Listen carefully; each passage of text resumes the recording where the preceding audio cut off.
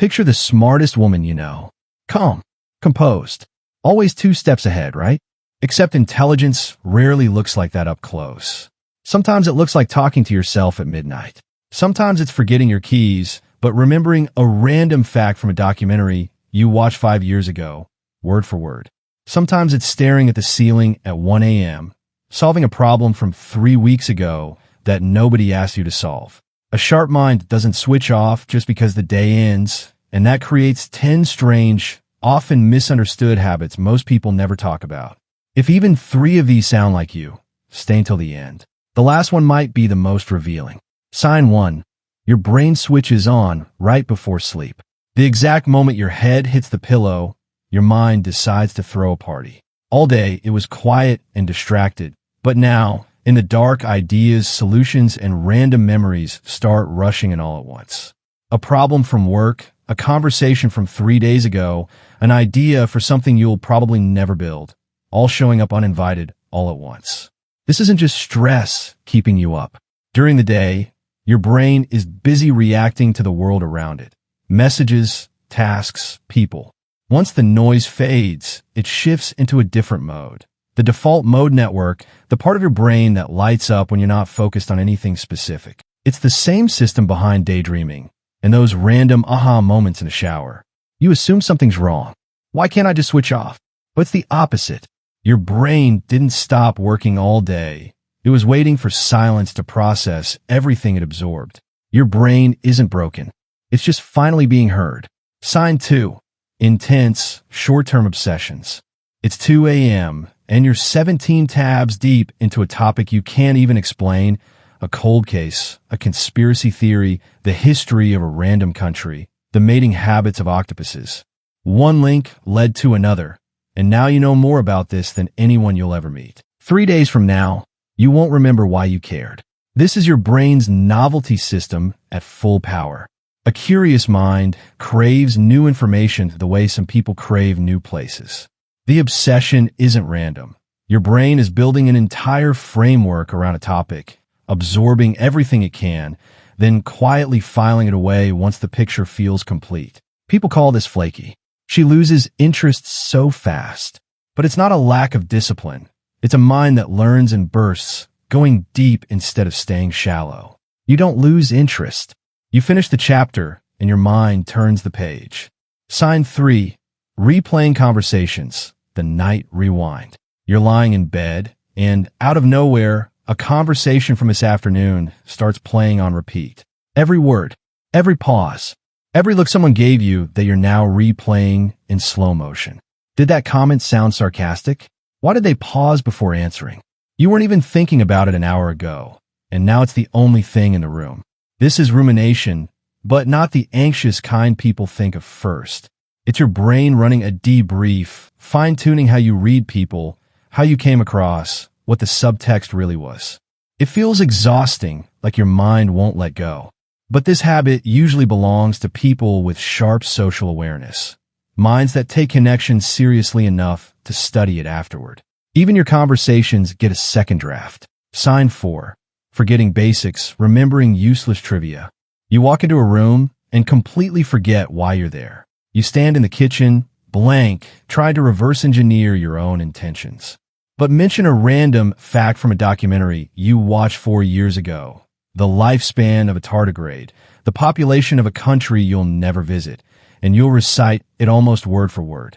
Your brain doesn't store everything equally.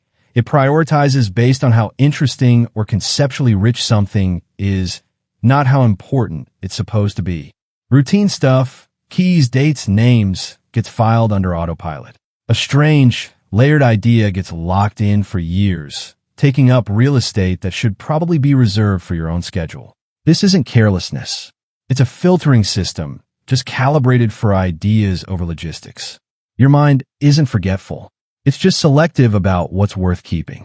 Sign 5. The private mental courtroom. Before you've even decided what to eat for dinner, a full debate is already happening in your head.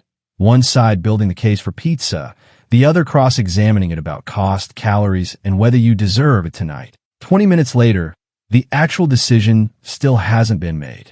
This is inner speech in overdrive, The internal dialogue most people use quietly, except yours runs like a courtroom, complete with objections, counterarguments, and closing statements before any verdict. From the outside, it looks like indecision. Why does this take so long? But internally, you're doing something most people skip, stress testing your own thinking before you commit to it. You're not slow to decide. You're thorough before you do. Sign 6. Laughing at your own jokes ahead of time. You're mid-sentence, and you're already laughing, while everyone else is still waiting for the punchline to land. By the time you actually say it, you're laughing at a joke nobody else has heard yet, and the room looks at you like you've lost the plot. Your brain moves fast. It connects ideas, spots patterns, and predicts where a thought is going before the sentence finishes. By the time the words catch up, your mind already arrived and started celebrating early. People read this as awkward, sometimes even arrogant. But it's not about being ahead of others. It's your thoughts simply outrunning your sentences. Your mind got the joke before your mouth finished telling it. Sign 7. Creating complex rules for trivial tasks. There's one correct way to fold a towel. One way to arrange your desk. Pins on the left, notebook at a precise angle, nothing touching the edge. Someone moves your stapler 2 inches to the left, and something in your brain quietly short-circuits, even though you can't explain why it matters. This isn't about control for its own sake. It's structure managing mental load. When your mind is constantly processing, analyzing, and juggling ideas, small predictable systems in the physical world create an anchor, one steady thing amid the noise. From the outside, it looks excessive, but these rituals aren't really about the socks or the desk. They're a way of creating calm in one corner of your life, so your mind has room to wander everywhere else. It's not control. It's one quiet place for your mind to rest. Sign 8. The dual engine. Critic and Cheerleader. Two voices are running in your head right now. One says you're doing great. This project is solid. You should be proud. The other says it's still not enough. That one section is weak and everyone will notice. Both are talking at once. Both are loud. And somehow both are partly right. This dual voice pattern is tied to self-regulation and perfectionistic striving. Not the kind that paralyzes, but the kind that keeps pushing you to refine and improve, often past the point most people would have stopped. People call this overthinking or assume it's a confidence issue. But having both a critic and a cheerleader running at once means you're capable of self-belief and self-correction simultaneously. Most people only get one. Your harshest critic and your loudest supporter live in the same head for a reason. Sign 9. Rereading your own old messages and journals. You open an old chat or a journal entry from years ago, not for nostalgia, but almost like you're reviewing evidence. You wince at how confident you sounded about something you were completely wrong about.